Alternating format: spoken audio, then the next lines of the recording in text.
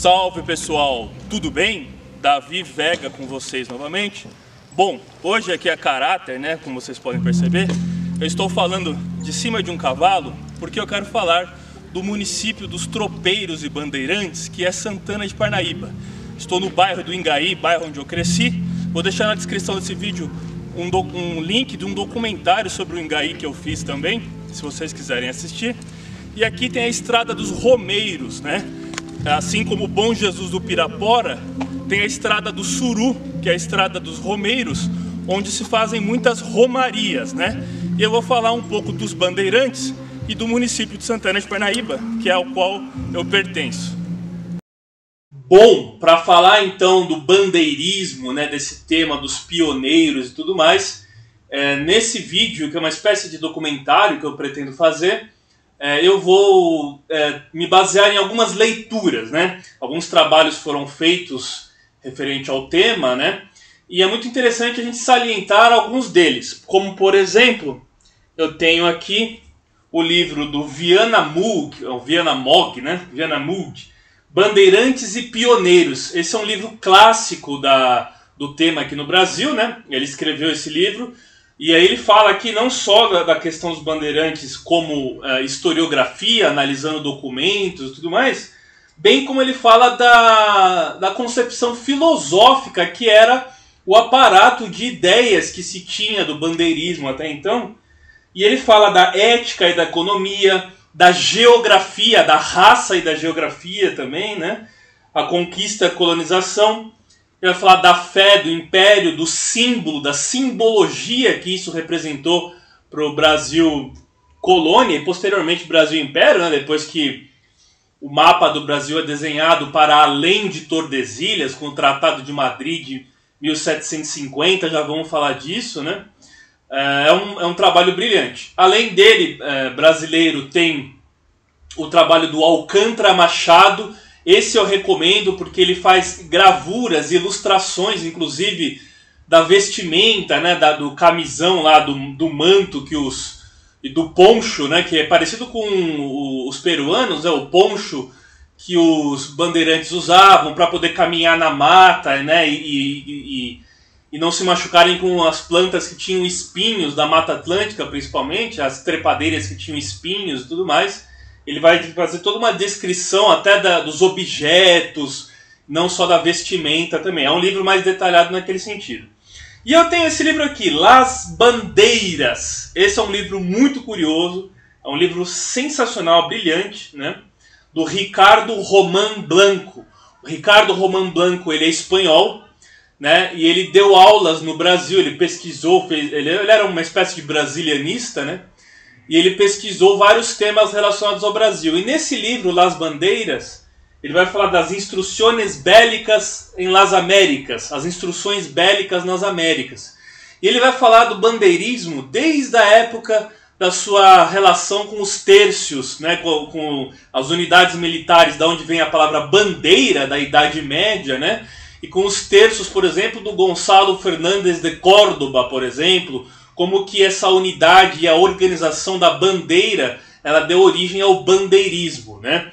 Esse autor espanhol, Ricardo Román Blanco, ele foi muito polêmico também, porque ele dedica esse livro, ele escreve esse livro nos anos 50, 60, ele dedica esse livro nos anos 60 ao Marechal Castelo Branco, né, que tinha acabado de acontecer o golpe militar no Brasil. E ele se sabe que ele era uma pessoa de direita, conservador. Ele vai falar justamente que o estudo do bandeirismo é importante para a história militar desenvolver um sentimento patriótico mais honesto entre o leitor, né? Não só o paulista, mas o brasileiro em geral. E aí ele foi muito criticado na academia e até hoje é ostracizado na academia. Tem notícias de jornal, por exemplo, de que ele foi expulso da UNB, posteriormente, Faculdade de Brasília, né? Na USP também teve protestos contra ele, os estudantes de esquerda, no regime militar. Durante o regime militar, tiveram protestos contra algumas palestras dele na academia, para você ver que a hegemonia de esquerda já existia desde a época do regime militar na academia, né? mas ele fez um trabalho brilhante, é o trabalho mais completo sobre o bandeirismo, principalmente na origem em termos de organização militar, e ele vai falar do contexto da União Ibérica, do contexto do bandeirismo que deu origem aos tercios, que era o terço, o exército brasileiro, que vem da tradição do Gonçalo de Córdoba, dos esquadrões de pique, né, que expulsaram justamente os holandeses da costa do Nordeste brasileiro, né, na Batalha de Guararapes, por exemplo, na Batalha de Guararapes. Então todos esses trabalhos, a meu ver, eles são muito importantes, e além do trabalho muito importante também, que é o Monções, do Sérgio Buarque de Holanda, um trabalho primordial, onde ele vai falar dessas monções, inclusive ele cita Santana de Parnaíba como uma monção, né? Santana de Parnaíba é o município onde nasceu grandes bandeirantes, né? Bom, o Domingos Jorge Velho nasceu aqui no município de Santana de Parnaíba, e também o Bartolomeu Bueno da Silva, o Anhanguera. Esse nome Anhanguera vem de Anhanga. Anhanga significa espírito mau ou diabo velho. Anhanguera é diabo velho na língua dos tupis. Essa cidade foi fundada por Susana Dias em 1580, o primeiro ano da União Ibérica, né? Susana Dias, que ela foi uma mameluca, né? E seu filho, Baltazar Fernandes, foi o bandeirante que partiu para o sertão, né? E ele fundou a cidade de Sorocaba. A Susana Dias, ela era neta do cacique Tibiriçá. O cacique Tibiriçá foi o primeiro indígena a ser catequizado aqui no Brasil, né? Ela era neta dele e ela fundou a cidade de Santana de Parnaíba, né? Ela era mameluca, o pai dela era português, mas a mãe dela era indígena, e seus filhos mamelucos foram os bandeirantes que fundaram as cidades do interior, como Sorocaba, Itu e por aí vai, né? Bom, o Anhanguera nasceu e viveu em Santana de Parnaíba, e ele ganhou esse apelido por conta daquele episódio, quando ele tinha partido rumo ao sertão, ele colocou fogo num aguardente. O aguardente pega fogo, e o aguardente ele era desconhecido para os indígenas, né? Os indígenas locais, tupis. E eles ficaram achando que ele era um diabo, um demônio, um mágico, um demônio, né? Porque ele tinha colocado fogo na água. Eles não conheciam o aguardente e eles achavam que ele tinha o poder de pôr fogo na água. E ele falou para os indígenas que se eles não entregassem o ouro, não mostrassem onde estavam as pepitas, onde estavam todos os metais preciosos, ele iria queimar todos os seus rios, né? Essa história é muito famosa, né? Parnaíba significa em tupi águas não navegáveis, porque ela tinha uma quebra d'água ali na região do rio Anhembi, o antigo Anhembi, atual Tietê, que fica às margens da cidade de Santana de Parnaíba, onde a cidade foi erguida, né, em 1580, primeiro ano da União Ibérica, né? Bom, então o que a gente pode falar sobre o bandeirismo, né? Inclusive é o que menciona o professor Ricardo Roman Blanco. Ele vai falar do Afonso de Toné. Existia o Visconde de Toné, né? O Afonso de Toné, ele era um bandeirólogo. E ele fez um dos primeiros trabalhos precursores sobre o tema aqui no Brasil, né? Mas um outro também que escreveu bastante sobre os bandeirantes foi o Capristiano de Abreu. Mas o Capristiano de Abreu, ele sentia uma certa fobia das pseudo-bandeiras, né? Ele tece muitas críticas ao bandeirismo, reproduz aquele senso comum de vilões da pátria, de escravizadores de índios, destruidores de quilombos. Então ele não faz um trabalho muito amigável, né? Uma coisa que o professor Roman Blanco quer fazer é uma versão honrosa, patriótica e digna das bandeiras, né? Ele chegou inclusive a ser entrevistado pelo Silveira Sampaio na televisão brasileira na época dele, né? Então ele defende as bandeiras não sendo como um fenômeno isolado, e aí ele vai falar do aislamento, né? Que é o isolamento de São Paulo, principalmente da onde partiam as bandeiras, que era São Paulo, né? Da antiga Paulistânia, que vai se formar a Paulistânia a partir da cultura caipira e cabocla, né? ele fala que, inclusive, a falange macedônica e a legião romana, elas influenciaram as bandeiras. A gente pouco pode imaginar isso, né? Sempre a gente reproduziu aquela ideia de sertanejos, de jagunços, né? E pouco a gente sabia que a administração militar, né, a formação militar dessas bandeiras tem a ver com a falange macedônica e a legião romana, muito por conta do tércio. A gente vai falar já do tércio espanhol, que era uma formação militar, né? As palavras bandeira e bandeirante, então ele vai falar que elas não aparecem nos documentos oficiais do século XVI, XVII e parte do século XVIII.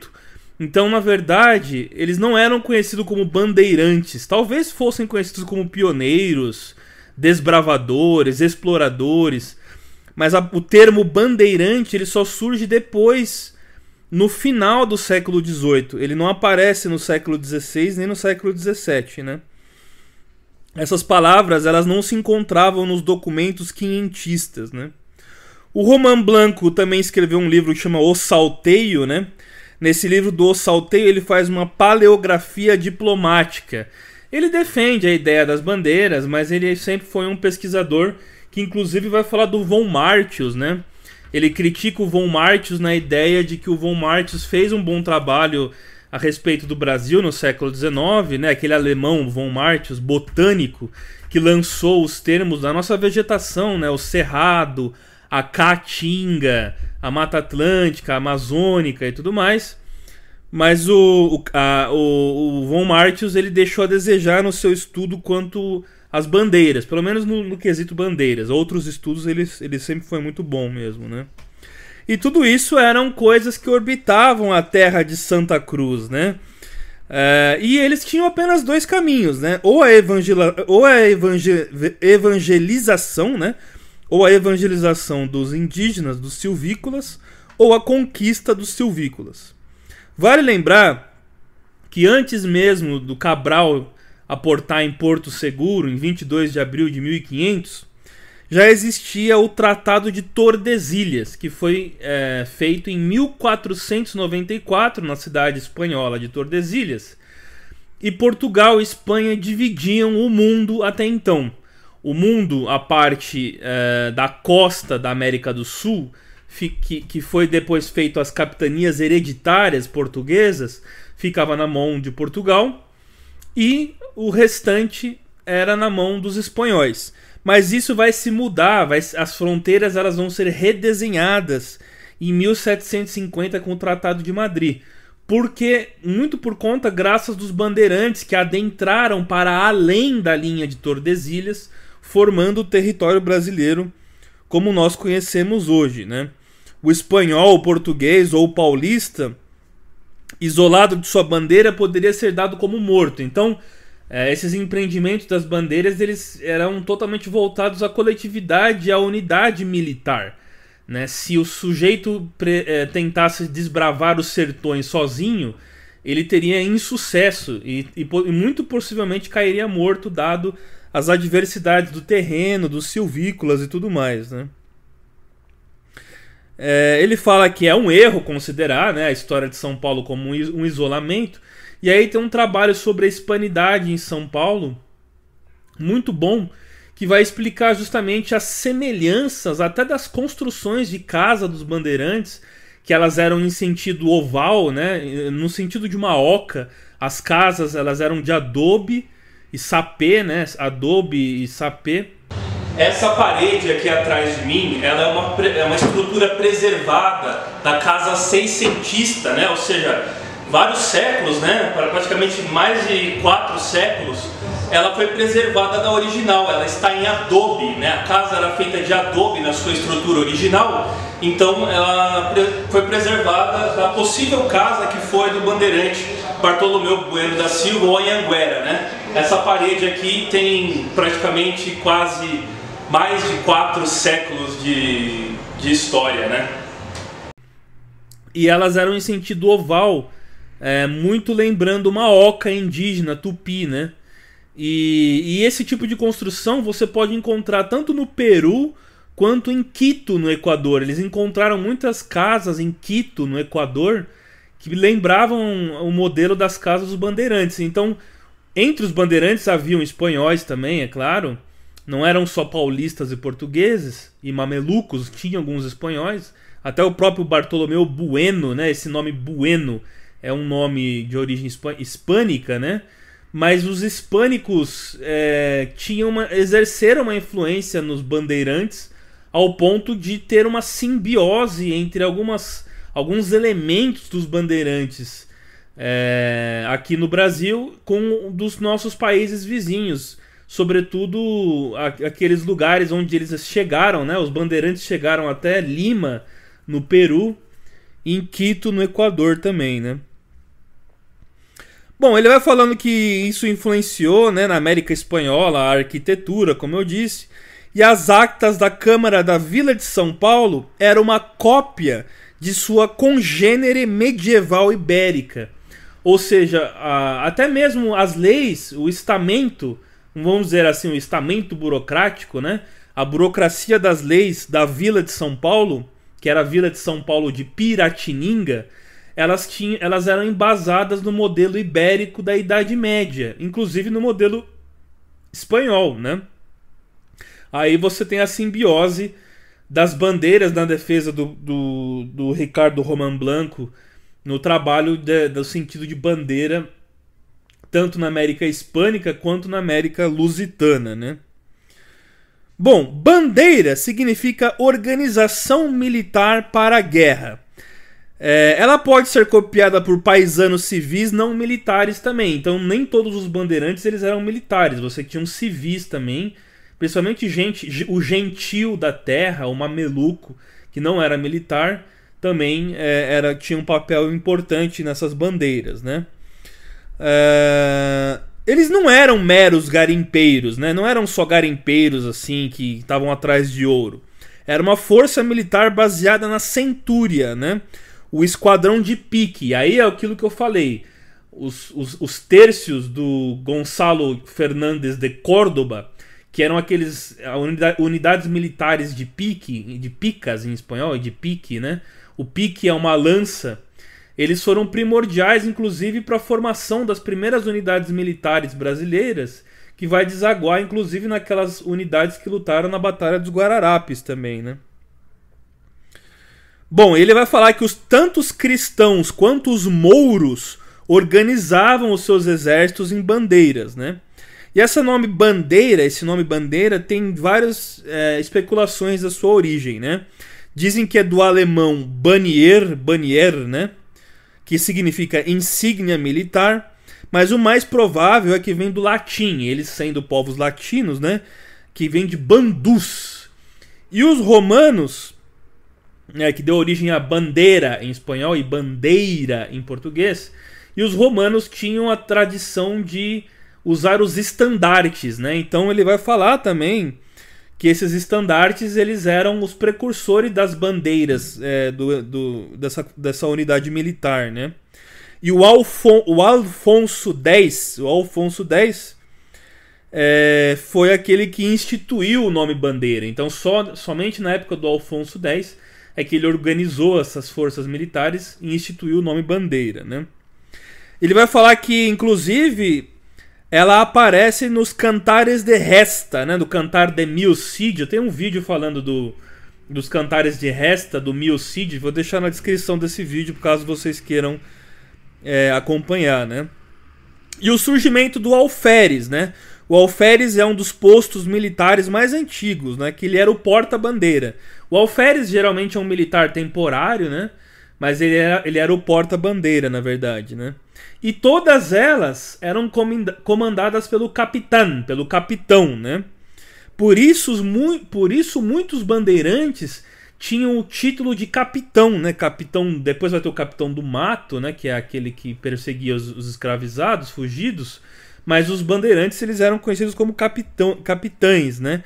E em Santana de Parnaíba tinha o capitão Gonçalo Monteiro, né? O capitão Mor, que eles falavam dos capitães Mor, né? O capitão Mor Gonçalo Monteiro, né? Bom, ele vai falar também que a bandeira esteve presente na conquista do Peru, como eu disse, até mesmo sendo usada pelo Pizarro, né?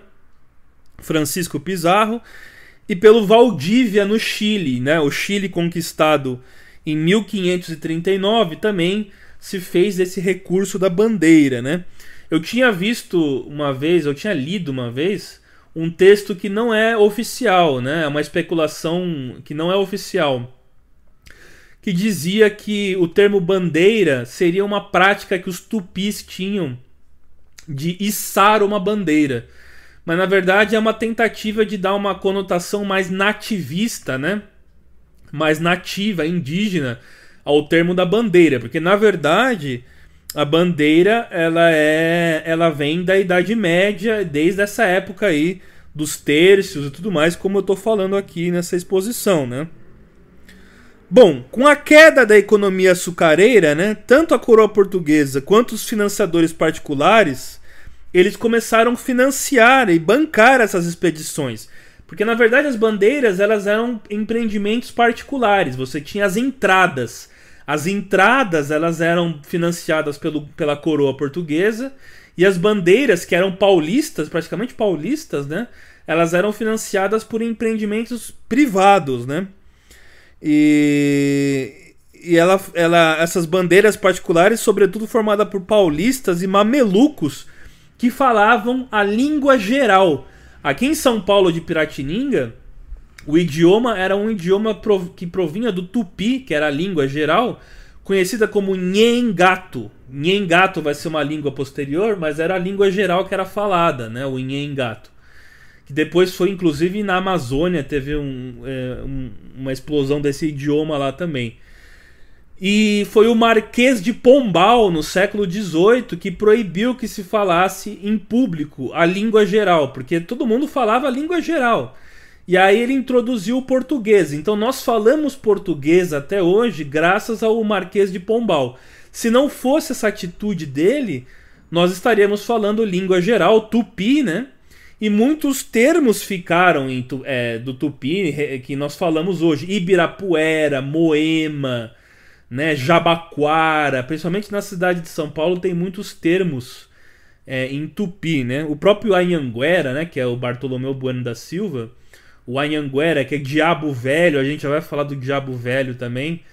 A história dele quando a gente adentrar ao legado dos bandeirantes, né? Mas só para concluir assim essa visão geral...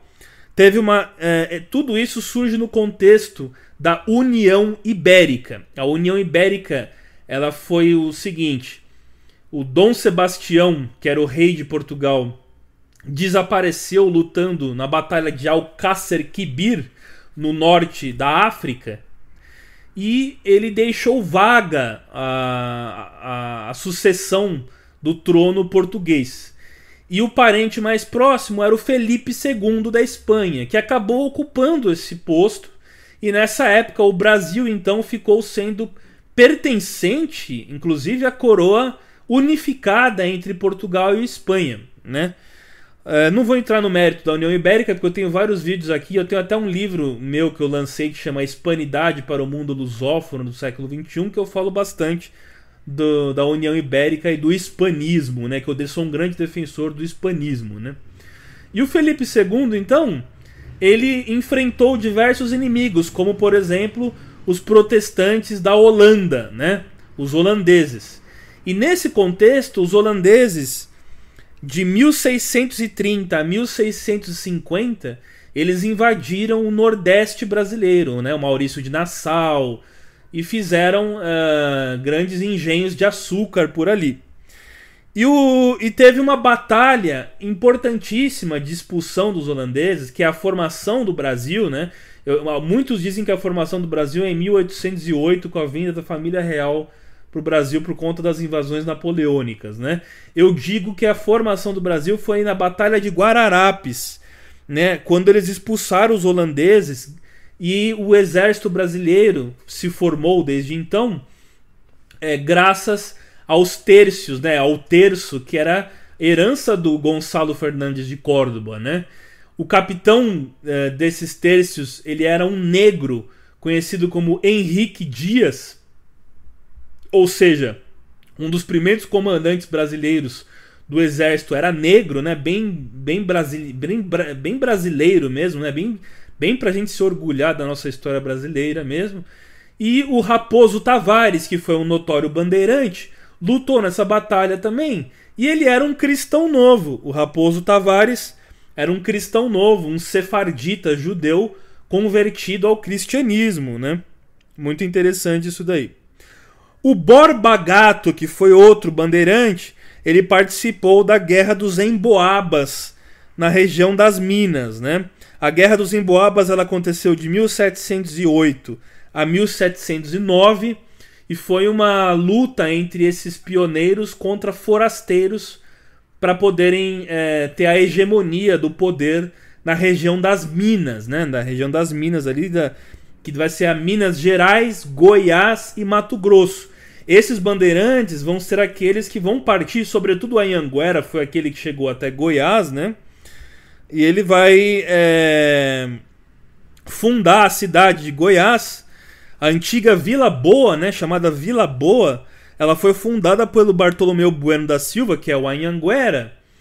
E, sobretudo, Goiás, Minas Gerais e Mato Grosso foram lugares que tinham bastante pepitas, né? Que tinham bastante ouro e metais preciosos. Então, isso vai dar uma mudança totalmente abrupta para a colônia, né?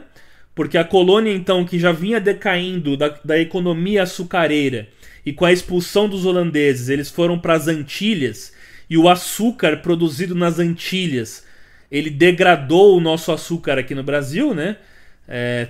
Pararam de comprar o açúcar brasileiro e compravam o açúcar das Antilhas, que era muito mais refinado e puro.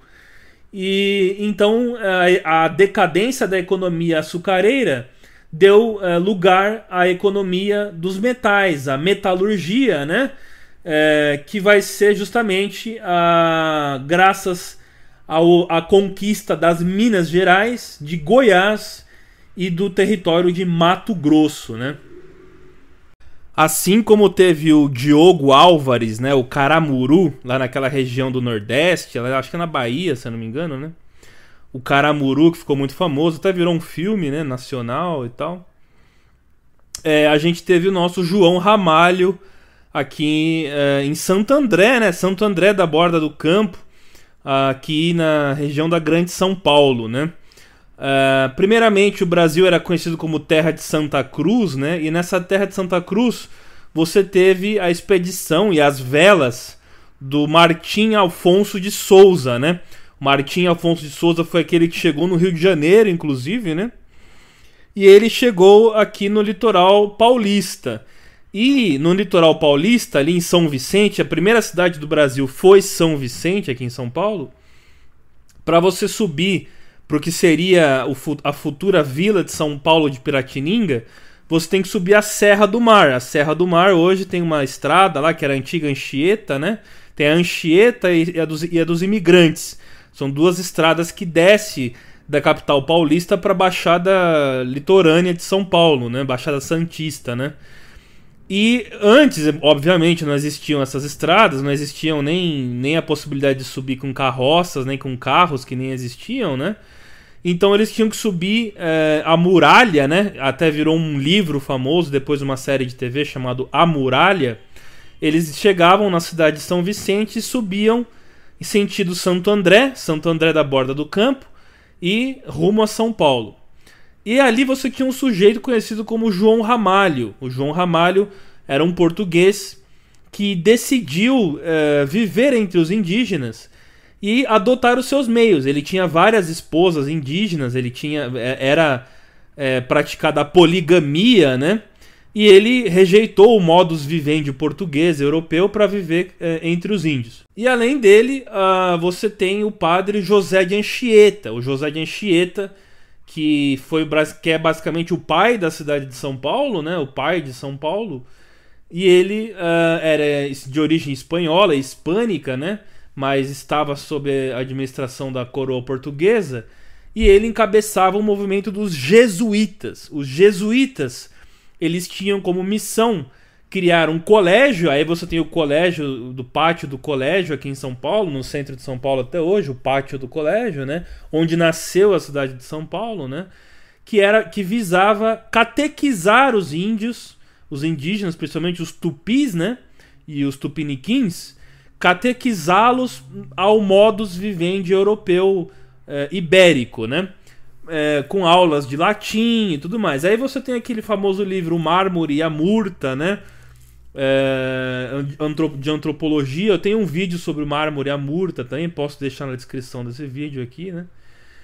Mas eu não quero entrar nesse aspecto. O que vale lembrar é que os bandeirantes, logo as entradas nem tanto, mas o bandeirismo, o contexto do bandeirismo, eles se opunham aos jesuítas, porque os jesuítas queriam converter os indígenas em cristãos, e a intenção dos bandeirantes era capturar os indígenas e vender em leilões, porque São Paulo era meio que um lugar isolado, embora não fosse totalmente isolado, porque tinha contatos com a América Hispânica, mas tinha, se você comparasse com o Nordeste, que tinha uma vida própria e era a capital cultural do Brasil da época. Você pega Olinda, no Pernambuco, por exemplo. Olinda era uma cidade muito mais envolvida do que São Paulo. São Paulo estava relegado ao isolamento. Era uma economia de agricultura de subsistência que tinha em São Paulo, né?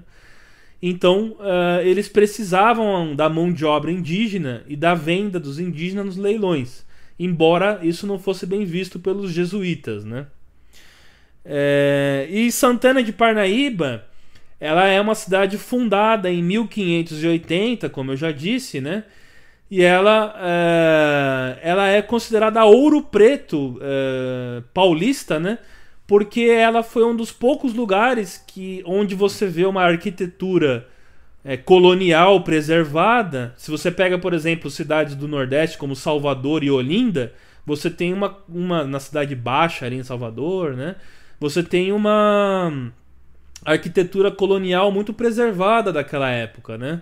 E aqui em São Paulo não tem praticamente. E Santana de Parnaíba, que fica na Grande São Paulo, ela tem uma arquitetura colonial muito invejável, né? Muito considerável também, né? E é um dos poucos lugares de São Paulo que a arquitetura colonial ela foi preservada, porque o São Paulo é um estado que cresce com o café no século XIX, já no contexto do Império, e as grandes construções de São Paulo foram construções imperiais.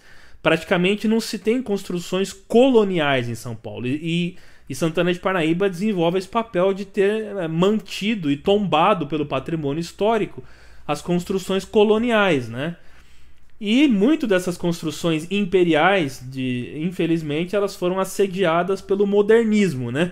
As construções modernistas, elas se sobrepujaram às construções imperiais, mas isso já é uma outra discussão. Mas o pouco que ficou das construções coloniais, elas estão aí, né? Estão aí pra gente ver na cidade de Santana de Parnaíba, que fica às margens do antigo rio Anhembi, né? Que é o rio Tietê, né? O conhecido como Tietê, infelizmente poluído, né? Um rio tão importante para a história de São Paulo. Infelizmente ele tem esse problema de poluição, né? E Santana de Parnaíba sofre muito com esse problema de poluição, né? Bom, eu vou falar aqui os diferentes tipos de bandeiras, né? Tinha as bandeiras de apresamento, né, que eram bandeiras de conquistar populações indígenas e aprisioná-las e vendê-las em leilões, né? As bandeiras de prospecção, era para encontrar ouro e metais, né? Elas tinham essa característica. E as bandeiras de contrato. As bandeiras de contrato, elas eram contratadas tanto pelo governo quanto por senhores de escravos particulares, né? Elas eram contratadas para perseguirem, junto com os capitães do mato, os escravizados fugidos, né?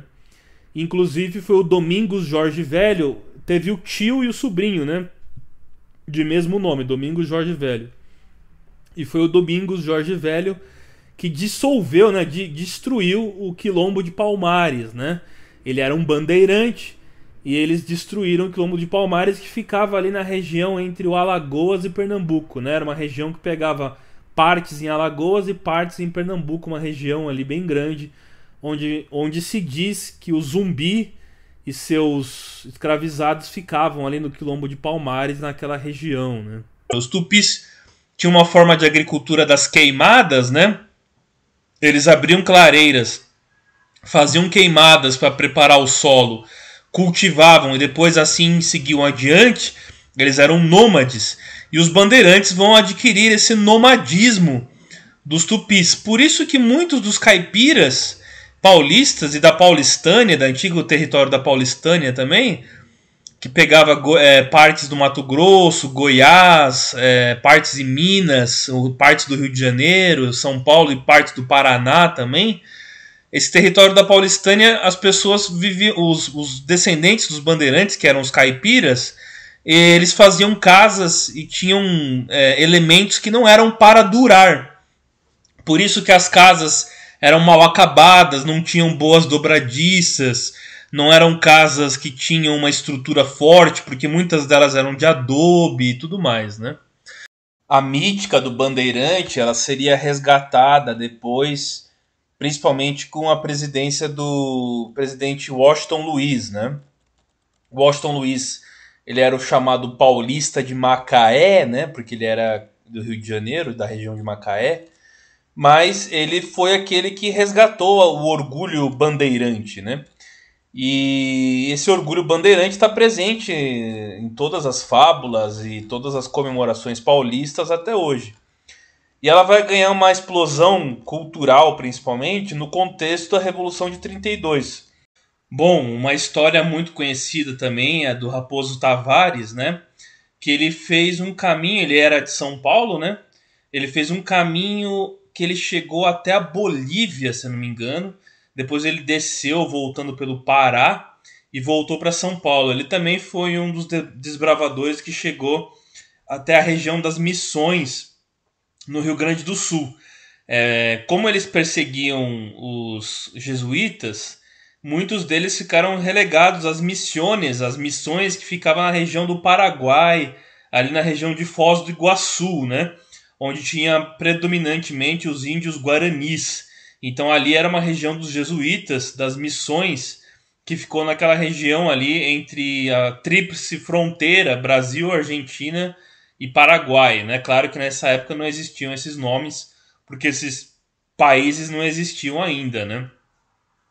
Mas o Raposo Tavares fez todo esse caminho, e quando ele voltou para São Paulo, vindo da Bolívia, passando pelo Pará, até o próprio cachorro dele, né? Parece que não reconheceu ele, de tanto tempo que ele ficava longe, né? Quanto à região do Amazonas, o primeiro a chegar ali, o pioneiro, né? O primeiro a chegar no Amazonas, foi o conquistador espanhol Francisco de Orellana. Muito famoso esse conquistador. Mas, na verdade, o primeiro a fazer o percurso inteiro do rio Amazonas, de ponta a ponta, foi um português. Foi o Pedro Teixeira. Ele viveu naquela região ali do Amazonas e faleceu na região hoje, que seria, né, hoje, Belém do Pará, em 1641. Pedro Teixeira, grande explorador português, né? O próprio soldado do terço espanhol de pique era um pouco diferente daquele soldado com armadura, com capacete de aço, que era aquele capacete morrion, né? O capacete espanhol era o morrion. Ele era um pouco diferente, ele era meio nativizado, era meio que um homem da terra, então o mameluco era meio bruto. E São Paulo era um lugar onde boa parte das trilhas elas partiam de São Paulo. Não é à toa que as grandes rodovias hoje são rodovias com nomes de bandeirantes que partiram de São Paulo, né? Eram os caminhos que os indígenas faziam para os interiores e partiam quase todas elas de São Paulo. Tem o Marco Zero ali na Praça da Sé, né? Mas grande parte delas partiam de São Paulo. Então você tem, por exemplo, a Castelo Branco, a rodovia Anhanguera, a Raposo Tavares, né? Todas essas rodovias com nomes de bandeirantes, a própria Bandeirantes também, né? Que vai para os interiores, né? e tinha a trilha do Peabiru. A trilha do Peabiru seria uma trilha que levaria e teria uma conexão de São Paulo com os incas, inclusive com os andinos ali na região do Peru, né?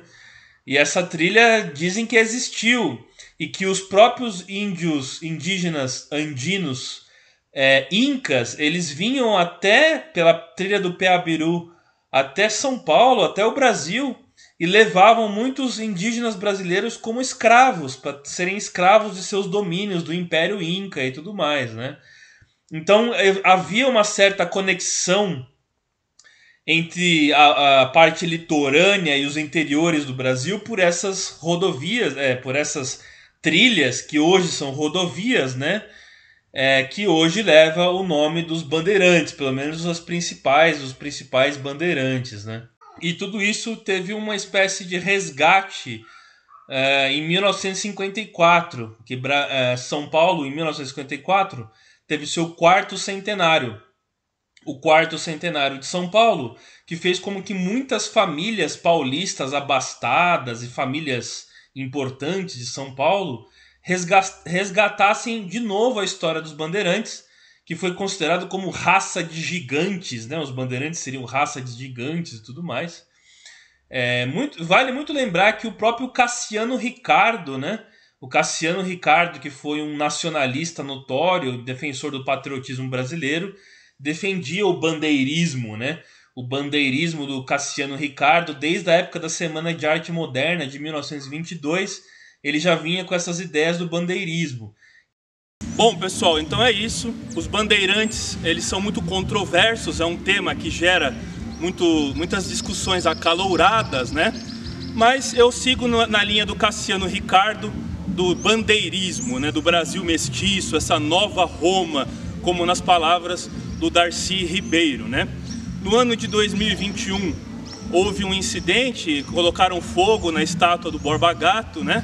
Essa discussão sobre as estátuas dos bandeirantes e a reverência dos bandeirantes na história do Brasil, ela é muito controversa, né? E gera várias discussões. Mas aqui ficou então um pouco do meu comentário sobre o bandeirismo, certo? Muito obrigado, gente. Valeu!